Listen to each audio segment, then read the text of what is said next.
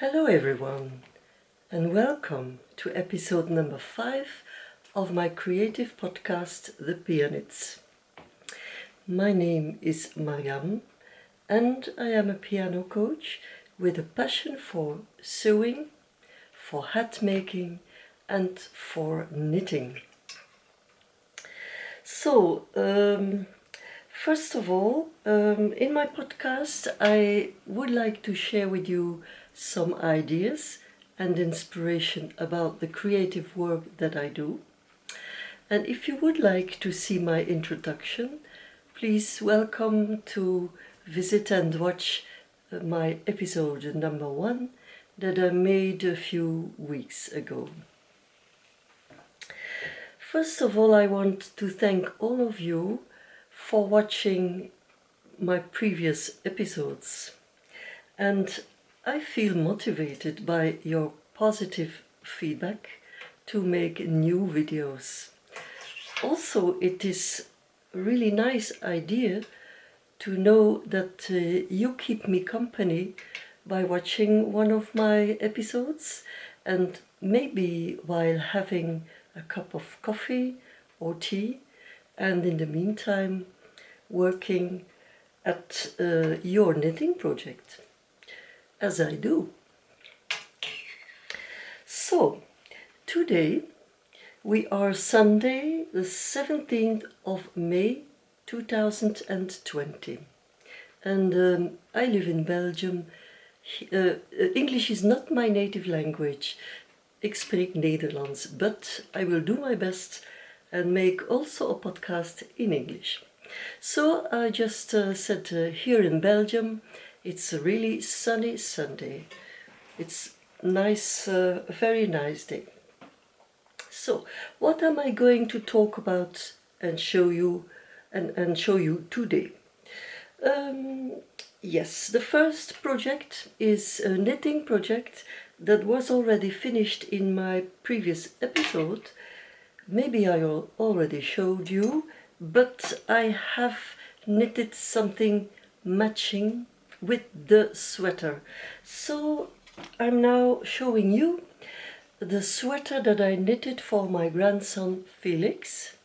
He lives in Sweden and is now 16 months young. So this is a sweater that I already showed you in the previous episode, with stripes in the colors of the Swedish flag. Yes, I always forget to mention that I will also mention the yarns and the materials that I use, because I know you can learn from, we can learn from each other's experience. Also, I have learned a lot by watching podcasters that were mentioning the use of their materials. So, but I am not sponsored. I work with materials that are that I buy myself. So this sweater I have knitted in this yarn from a Belgian company, Anel. I will try to show you better. And the name of the yarn is Rapido, and is made from 100% acrylic. This is a budget yarn, of course, but it is very practical to knit garments for children, because you don't have to worry how to clean them in the washing machine. Everything is okay. And for little children like Felix, it is perfect. On a ball of 50 grams, you have about 130 meters of yarn. So with the leftover yarn, I started to knit a scarf, and I showed you already, maybe in the previous episode, I think, that I cast on 30 stitches, and that gives me a scarf of about 13 centimeters wide. And now I am almost 90 centimeters a scarf of 90 centimeters long, and it is almost finished. I wanted to knit stripes because it is perfect with the sweater, and I have used a little trick to knit the stripes. I will show you. Normally, if you knit in this stitch 2 knit and 2 purl, that is a 2 by 2 rib, when you change your colors, you will see in the column of the purl stitch a little bit of contrasting yarn. I will show you more closely. Can you see it? Well, if you want to avoid that, just when you change colors, just knit the first row, every stitch just knit, don't purl.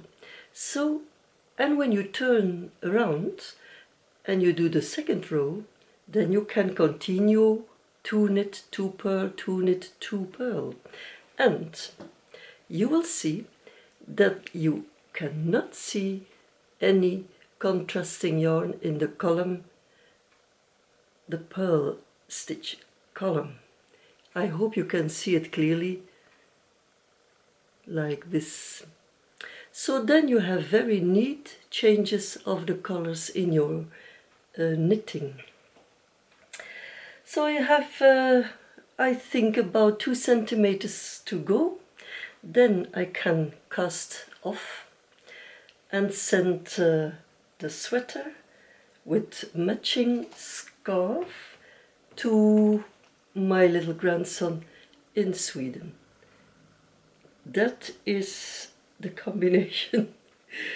Yeah, it is really nice to do when you have leftover yarn from a sweater. Yeah, why not? Yeah, sorry. My second project that I want to show to you is finally a finished garment for myself. I made a straight skirt, and I must say, a few years ago when I was following lessons, sewing lessons, and I learned to make a made-to-measure pattern for a straight skirt for myself. And I was lucky to realize that my size has not changed a lot, so I could use the same pattern. Well, this straight skirt I made with the fabric that I had already a few years, so I'm not completely sure, but it is a mix, I think, of wool and some synthetic fiber, I think. I have made inside lining in dark blue, because I think it's always more it's nicer to wear something with a lining, and it is a beautiful finish. And I made at the top of the skirt an elastic waistband. I know this is not haute couture, of course not, but for me it is practical. I always wear a cardigan or a top of shirt that is longer than my waistline, so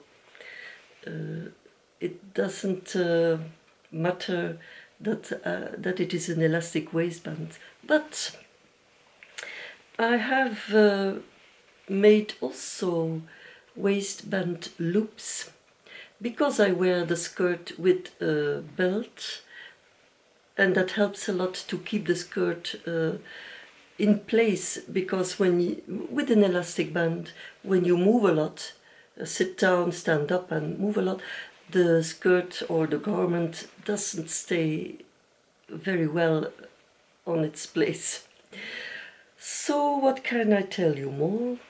It was not a very difficult pattern to sew, But what is important in my case with this material is that at the side seams you have to be careful that the horizontal stripes match perfectly. That is very important. But as you can see, I have a straight skirt made by myself, and I'm happy.